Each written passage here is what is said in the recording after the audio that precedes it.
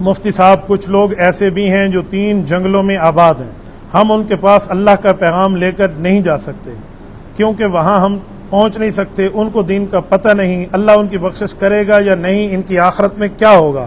بہت سے یہود بھی ایسے ہیں جن تک ابھی دین کی دعوت نہیں گئی، تو آخرت میں ان کا کیا ہوگا؟ تفصیل بتا دیں۔ یہودی ایسا کوئی نہیں ہے جس تک دین کی دعوت نہ گئی ہو، یہ آپ بھول ہے، یہودی اور نصارہ کو پتہ ہے۔ ہاں کچھ ایسے لوگ ہو سکتے ہیں جن تک آج ٹیکنالوجی نہ پہنچی ہو، دنیا نہ پہنچی ہو، اور ان کو نہ پتہ ہو اسلام کیا ہے، ان کے بارے میں میں جواب دیتا ہوں، لیکن یہودی ایسا نہیں ہے۔ قرآن کہتا ہے یہودی وہ بے ایمان گروپ ہے جو مسلمانوں کے مقابلے میں سب سے زیادہ سخت ہے۔ ایسا میں نہیں سمجھتا کوئی یہودی ہو جس کو رسول اللہ صلی اللہ علیہ وسلم کا پتہ نہ ہو، ایسا کچھ بھی نہیں۔ یہودیوں کو پتہ ہے رسول اللہ صلی اللہ علیہ وسلم نافذ ہوئے ہیں، یہودیوں کو پتہ ہے حضور پاک صلی اللہ علیہ وسلم نبی ہیں، ان کو پتہ ہے۔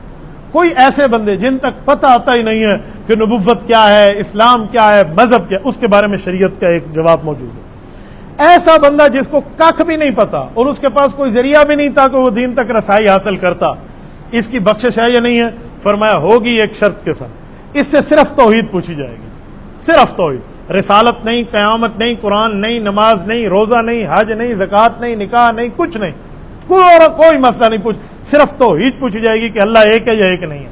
اب سوال اٹھتا ہے جب سارا دین اس کے پاس نہیں پہنچا تو توحید کیسے پہنچی؟ توحید کا سوال کیوں ہوگا؟ تو اس کا جواب ذہن نشین کر لیں کہ توحید قرآن حدیث سے نہیں، عقل سے سمجھ آتی ہے۔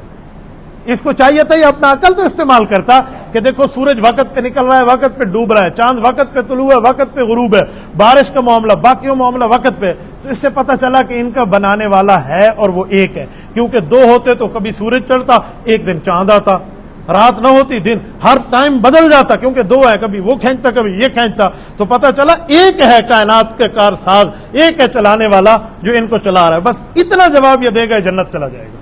اگر اتنا بھی نہیں دے گا تو پھر تو ظاہری بات ہے مشرک ہے، اور مشرک کے لیے کوئی جنت نہیں۔ تو یہ صرف توحید ہے جو عقل سے بھی سمجھ آتی ہے، عقل سے بھی سمجھ آتی ہے، تو اس سے اتنا سوال ہوگا، باقی نہیں ہوگا۔